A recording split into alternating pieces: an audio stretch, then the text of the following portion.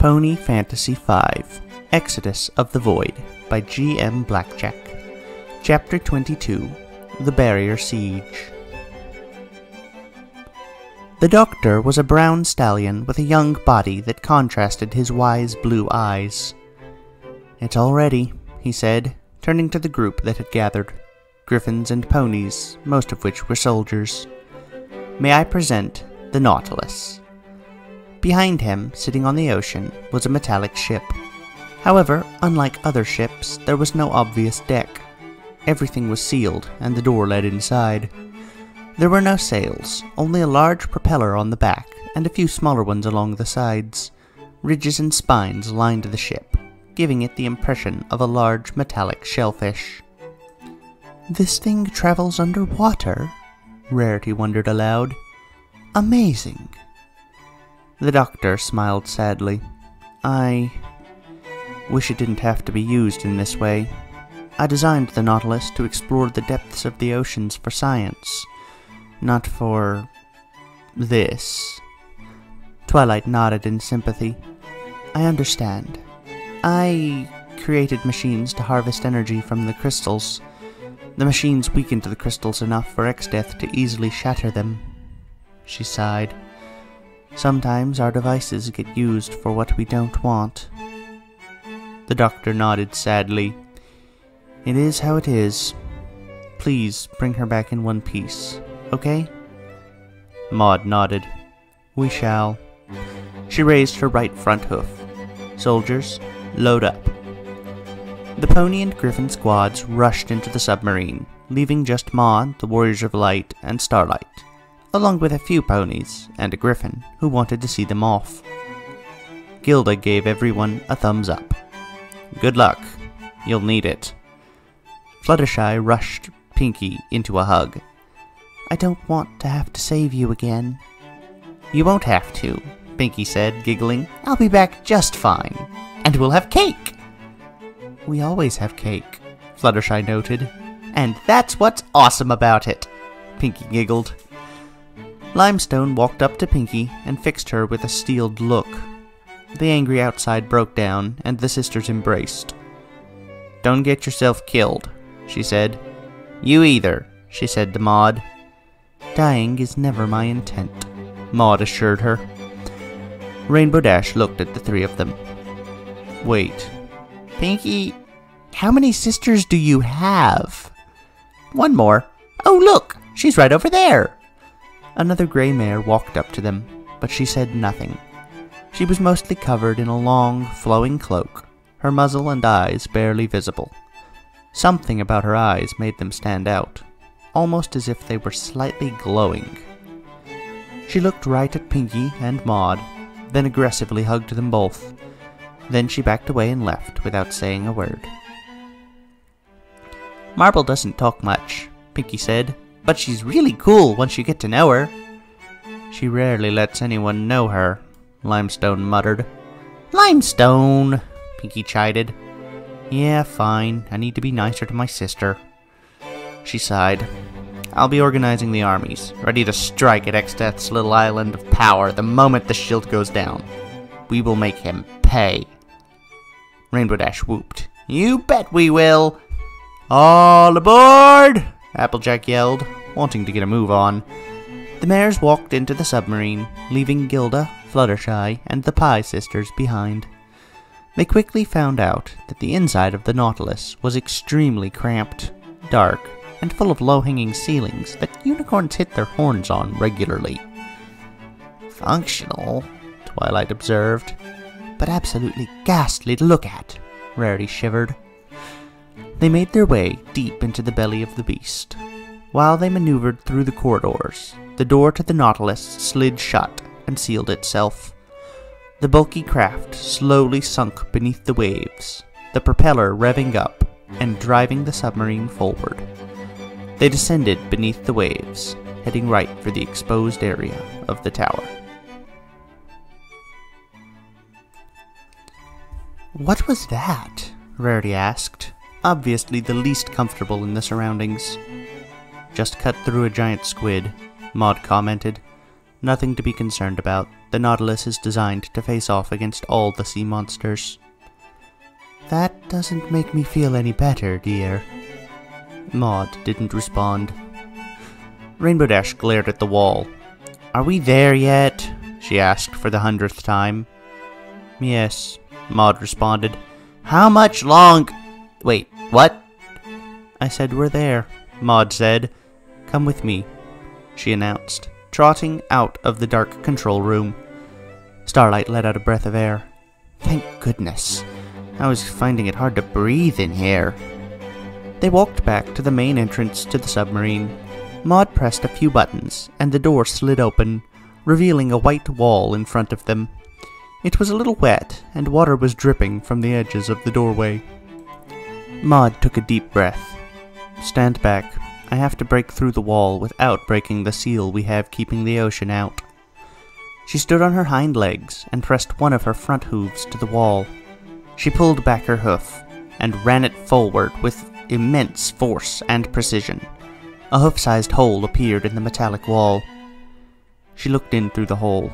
The room was abandoned. She continued her work, sticking both her hooves in and peeling the metal back until it was large enough for everyone to fit through. She motioned, leading the task force inside. The power is being drained from something at the top of this tower. Since we do not have any explosives large enough to take the tower down from the base, we need to make our way to the top. Maud looked at the heroes and soldiers. This is going to be a grueling fight. Not all of us are going to make it, but we are going to take this place down. She looked up at the ceiling. Then she leapt into the air and busted a hole through it, leading to the next floor. Come on. All the winged members of the task force flew through the newly formed hole, while Twilight, Starlight, and a few unicorns levitated those who couldn't jump that high. The moment everyone was on the floor, Maud punched a hole through to the next. You know, Applejack said, it seems awfully empty here for an important part of X-Death's kingdom. The tower is tremendous, Starlight offered. There's no way he has enough forces to man every part of it. He's probably only manning the upper floors. Applejack said, thoughtful. That made sense. The floors began to blur together, white metal everywhere, each floor being mostly featureless. Twilight could sense that there was a lot of energy going through the center of the tower, so much that Twilight's brain hurt from simply scanning it. What was he drawing all that power from? She briefly considered breaking apart the central conduit, but realized that that was far too large to destroy, and was likely to vaporize anyone who tried to mess with it. They had to cut it off from the source, which meant going up around 100 more floors. Who makes buildings this tall? Rarity whined. What is the point? To congeal all the energy into an easily usable and channelable state, Twilight explained. English, please? It has to be this tall to work properly. Rainbow Dash groaned. This was supposed to be a big epic fight. There's nothing going on right now. Careful what you wish for, Pinkie said. Maud punched yet another hole in the ceiling and waited for everyone to come up. In the middle of this, a very tired-looking gargoyle with a coffee mug in his hand rounded the corner and stopped dead in his tracks. Am I hallucinating? He asked. Did Frank put bounce dust in my coffee again? No, Starlight said. Then what is this? An invasion, Rainbow Dash answered. Oh. He blinked. Wait, what? Oh man, I've got to report. He quickly found that Maud had appeared behind him and punched off his head with a simple movement. Twilight blinked. You can move like Pinkie? All the Pie Sisters can, Maud said. She's just the most in tune with it. Pinkie giggled. Yup, we're all pretty special Earth ponies. Twilight's eye twitched. She wasn't sure how she felt about this.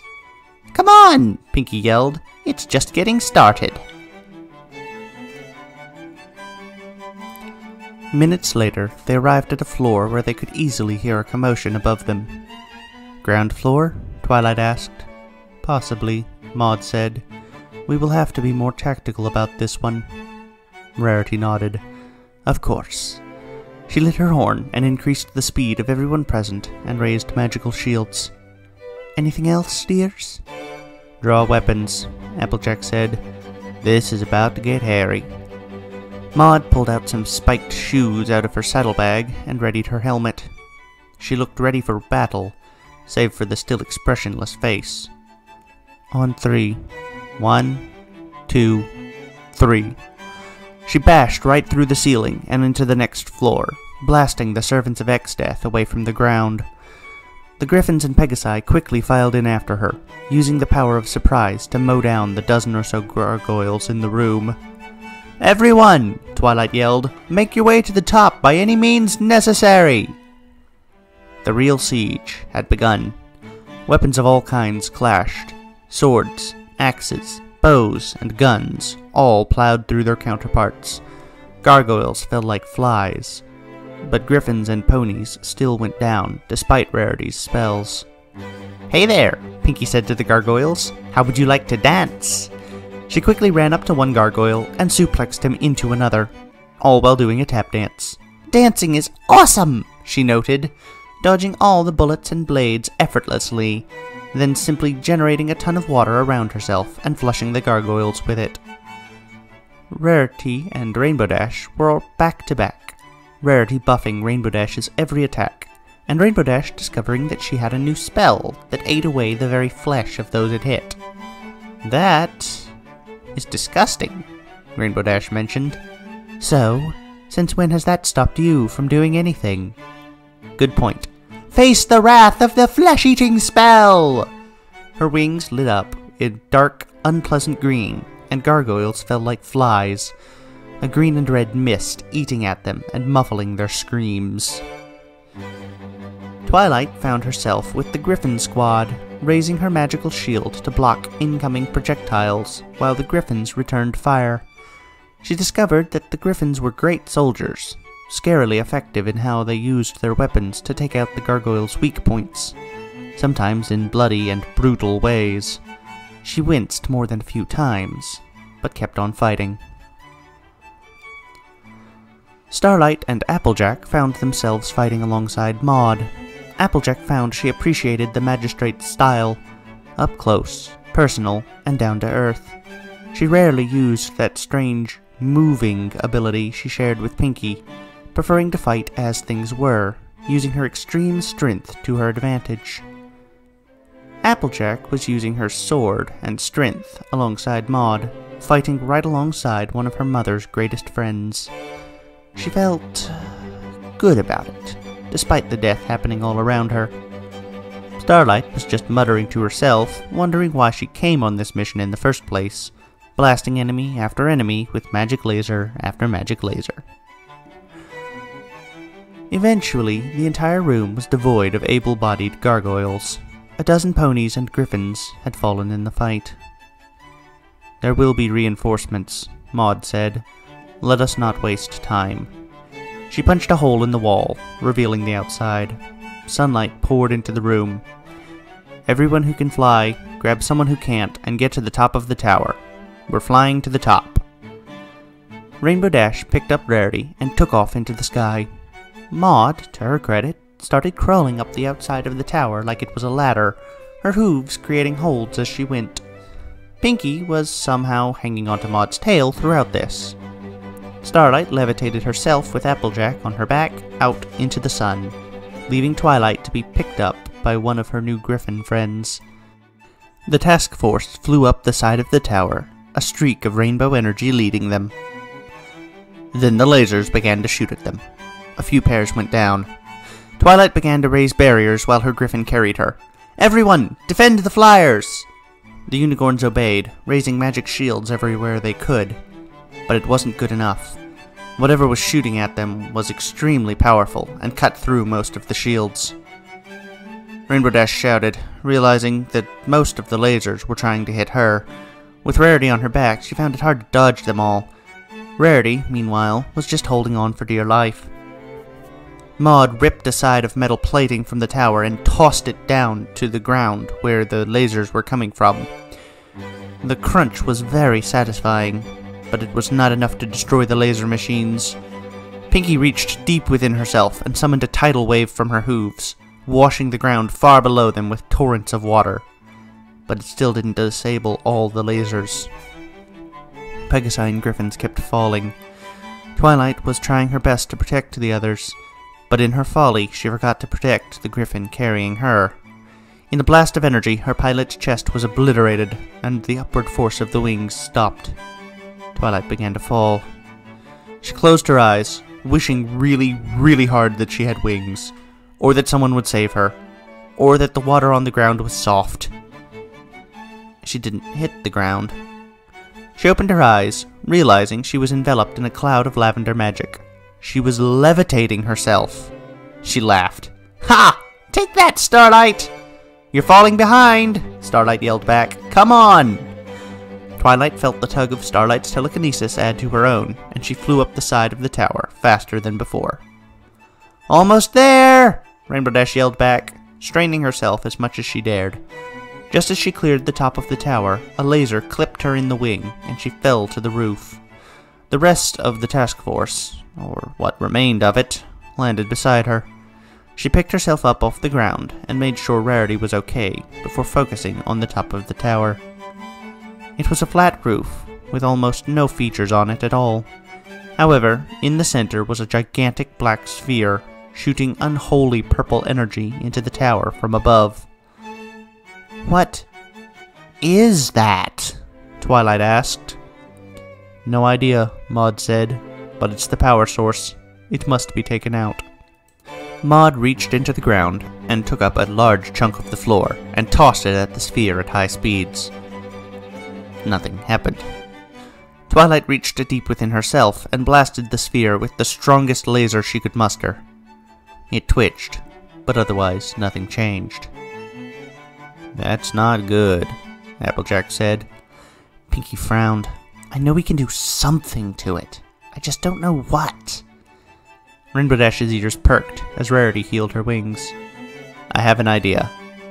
"What?" "Watch," she said. She blasted up into the air at high speeds, going higher, higher, and higher.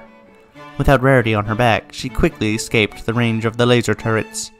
She passed the clouds and continued flying even higher. She stopped when she felt her breath getting short. Then she aimed herself downward. "Take this!" she said, blasting downwards. She lit her wings with power, trying to pull all her spells together at once. The colors cycled, rapidly changing color faster and faster, until it appeared to be an ever-shifting rainbow of colors. Her entire body was slowly covered with the magical aura of many colors. A mock cone formed around her front hooves, and tears began to squeeze from her eyes as the rainbows covered her entire body. "Take this!" she roared, unleashing her power at once, instantly mere feet away from the black sphere. The disk of powerful energy unleashed a spectrum of colors, ripping across the sky and tearing at the fabric of reality itself. The light was blinding, forcing everyone to look away. Rainbow Dash smashed into the ground, breaking her front legs into a dozen pieces, and crying out in excruciating pain. Then she passed out. In XXII Castle, XXII himself looked up from his plans and out of the window to see the powerful spectrum of colors coming from the top of one of his barrier towers. "What in the—" he calmed himself. "Well then, I suppose I will have to accelerate things. Sunset, I must be off. Make sure the castle doesn't fall while I'm away." "Yes, my lord." Back at the barrier tower, the sphere of black energy contracted into a minuscule point, the energy transference to the tower shutting down. The magical aura of the barrier vanished instantly, and the tower's lights went dead. "Woohoo!" Twilight yelled.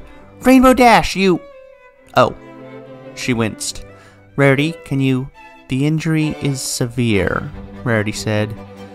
Yes, I can heal her. She's not going to die, but she's not going to be fighting for a few hours. Which might be a problem, Applejack said. Why, dear? It's not dead, and it looks angry. The ponies and griffins looked at the black sphere, which wasn't as large as it was before. But it wasn't a sphere either anymore. Instead, it appeared as a gaping purple maw with a vortex of galaxies inside it.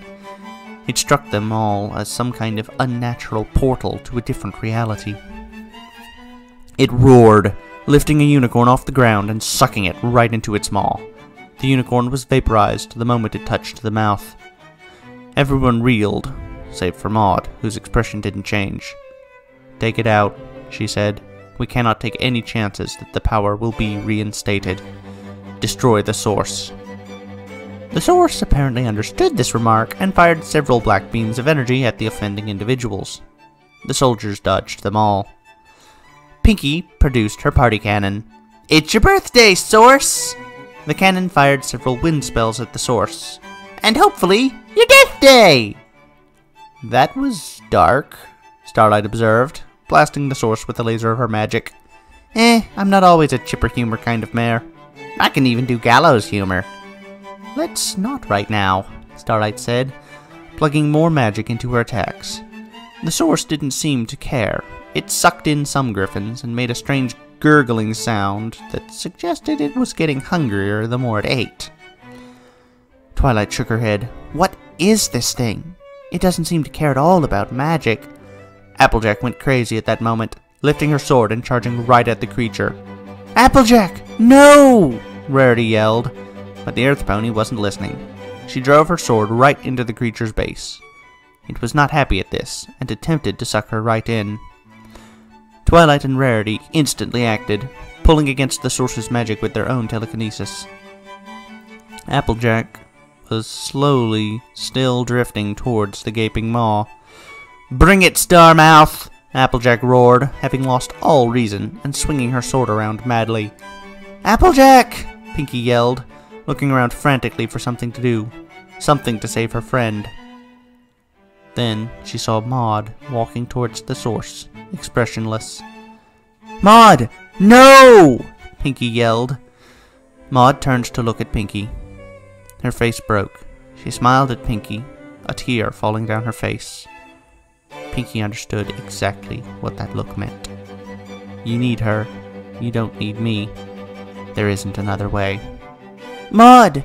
But—" Maud was no longer listening. She walked right up to the source, leaping up and pushing Applejack out of the way.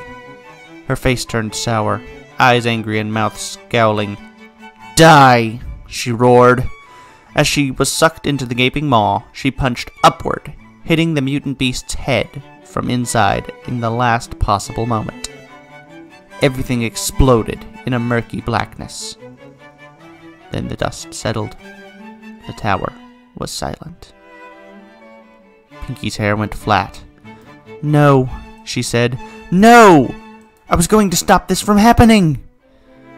Starlight took a moment to look at Pinkie. Her heart twisted, and she backed away, ashamed. "Can't I change anything?" Pinkie yelled. "No? Oh no, of course not! That's not how things work!" "Pinkie," Rarity said. "Rarity, I would stay away from me for the next few minutes. I can't be held accountable for what I might do to you," Pinkie said, deadpan. Rarity wisely took a few steps back.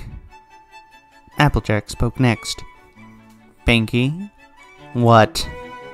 "We've all lost someone," she sighed. "And as much as I believe grief is needed, we don't have that option right now. We don't have time. We're in a war. We have to move now and grieve later." Pinkie sniffed. Element of honesty. Applejack nodded sadly. "Yeah." Pinkie looked up, her hair poofing slightly. She walked towards the center of the tower and picked up Maud's helmet, the only thing of hers left. "You will be remembered." She stuffed the helmet somewhere. Then a ship descended from the sky, gray-colored and emblazoned with the name Shalebuster. The door slid open, and Limestone stepped out, a mad grin on her face. "You did it! The invasion can now begin! Ha!" She smirked. "And as much as I'd love to say you're welcome to join us, I'm actually here to cart you off to the stone shrine." "What?" Rarity asked. "I thought we—" "Marble had a vision," Limestone explained. "Fluttershy is already there waiting for you, and... Where is Maud?" Everyone looked down at the ground. "No!" Limestone said. Get on the ship before I break something. Hurry, now, quickly." "Ah!" she roared, her eyes going black.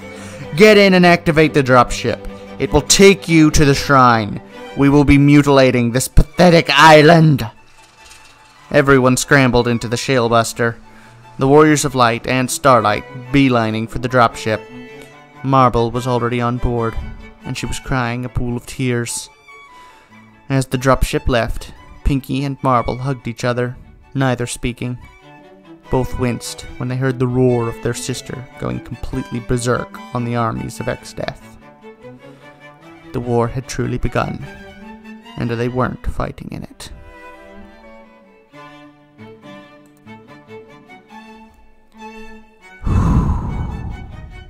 Well then. I didn't remember Maud died. That was a pleasant thing. Quite unfortunate, but people die in war.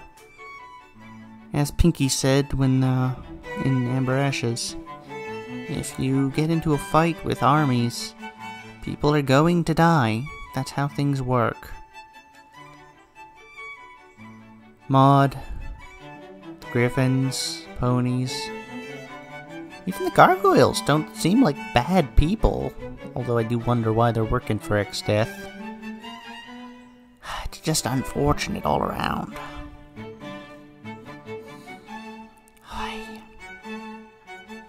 It's a shame. Well, thank you for listening. I hope to see you again next time. Hopefully that'll be a slightly less that chapter. Oh, and the Nautilus was a 10,000 Leagues Under the Sea reference. I recognize it well. I've read some of that story, but I couldn't finish it. Anyway, thank you for listening. I hope you have a good day. Goodbye, everyone.